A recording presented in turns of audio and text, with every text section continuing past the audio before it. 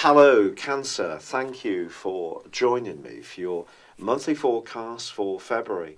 This month begins with Mercury, the planet of communication, moving into an area which gives you an awesome opportunity to get beneath the surface of what life or other people you encounter really mean.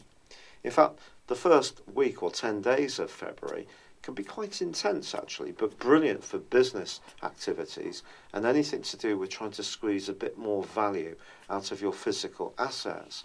Now, of course, this month does see a partial solar eclipse on the 15th, and this is going to ask you to be making the most of your talents, skills and resources over the next 6 months, but it forges a link with Uranus, the planet of surprises.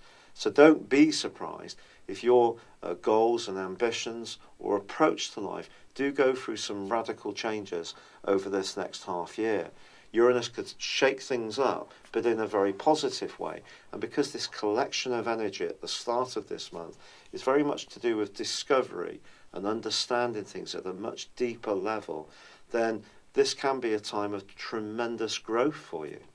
Of course, Saturn, the planet of structure, moved into your sector of relating just before Christmas last year and joined up with Pluto and a number of other inner planets.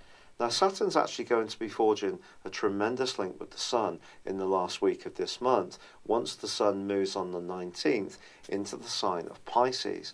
But before that, we also have Mercury moving on the 18th and Venus on the 11th. Now, for you, Pisces, being a fellow water sign, is all about ideals, it's about your philosophies, it's about travel, it's about knowledge. And some kind of expansion in a very, very vivid way is possible in the second half of this month. But because Mars, the planet of drive, is in a sector of responsibility and obligations, there may be times when you feel really hemmed in by the things you kind of have to do, when you'd rather be focusing on the things you'd really like to do. If you do travel this month, especially in its second half, it can prove to be a very enriching experience. But anything to do with spirituality can also be very uplifting for you, can be very able to soak up new concepts and do so in a very powerful way. However, it is true that when Mars and Neptune clash, it can create a degree of distortion. And one of the areas it may hit also is your physical drive, which could drop off a little bit. So just be conscious of that. If you are using the 9th house or Pisces energy to widen your horizons, there's another energy which is asking you to focus first on first bases, which is health, it's sleep, it's work, just life organisation. It's not sexy, but of course it's vitally important. However, there is some still beautiful links in the latter part of this month, and if you're interested in the arts or culture or anything to do with performance, this can be a great time to go and see a film or a play or a show or a band, because you're really going to soak it up in the most fantastic of ways. Now, as the month draws to a close, that very fine link between the Sun and Saturn can create a platform for growth, especially in some kind of partnership. Now, this could be with a friend, it could be with a colleague, it could be with someone that you have a joint interest with, but it could be where you're both discovering something through this relationship, and that can be very enriching too. But I have to say, Mars and Venus are clashing in the last week of this month as well.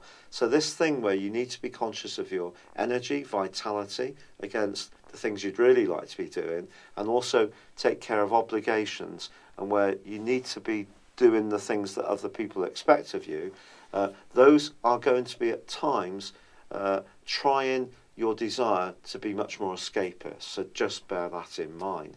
But this is certainly a month with this sensational partial solar eclipse when you can start to get a lot more out of yourself, but a lot more insight about what makes you tick and also other people. It's been a real pleasure being with you. Thank you for joining me. Good luck and goodbye for now. Hello, thank you so much for watching my video. I'd love you to join me at my Horoscope Ace app.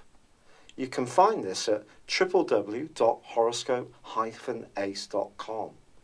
You can use it through Android, iOS, Apple or Facebook. Check out your ascendant or your moon sign, or download your free birth chart. There's all your favourite videos, plus there are daily, weekly, monthly and yearly horoscopes for general, love, Chinese and Indian astrology.